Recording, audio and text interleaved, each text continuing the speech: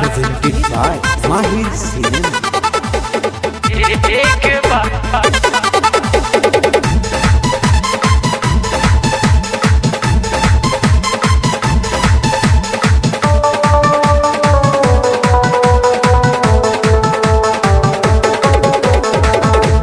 देवरू एक बार डालो ना तो ब्लॉक हो जाए।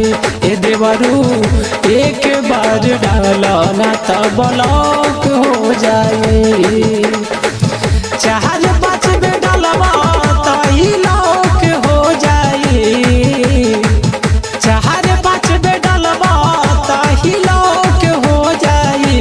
ए देवरू एक बार डालो ना तो ब्लॉक हो जाई। ए देवरू एक बार डालो ना तो ब्लॉक हो जाई। Presented by Mahir Cinema.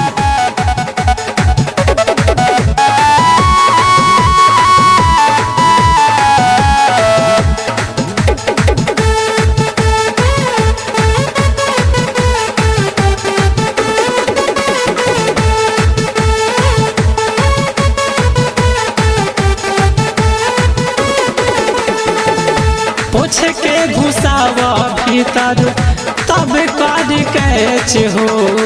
आ फेंकी माल बहरी फिर कोई जाई ऐसे हो। पूछ के घुसावा भीतर तब कर कैच हो। फेंकी माल बहरी फिर कोई जाई ऐसे हो। जानी है जे सैया जीता साक हो जाई। जानी है जे सैया जीता साक हो जाई। ए देवरू एक बार डालो ना तो ब्लॉक हो जाई। ए देवरू एक बार डालो ना तो ब्लॉक हो जाई।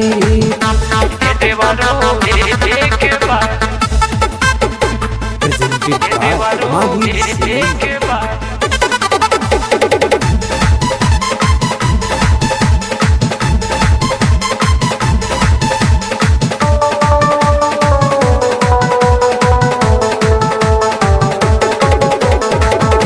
साही साही डाला हमारा लहंगा के पिन कोड हो।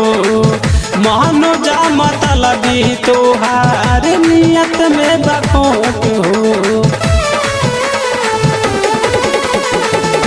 साही साही डाला हमारा एटीएम के पिन कोड हो। मानो जा मतलबी तोहार नियत में बखोट हो। आ जाए शिवा दहिया रात हो जाई। आ जाए शिवा दहिया रात हो जाई।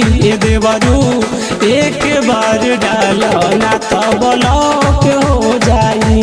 ए देवरू एक बार डालो ना तो ब्लॉक हो जाई। Presented by Mahir Cinema.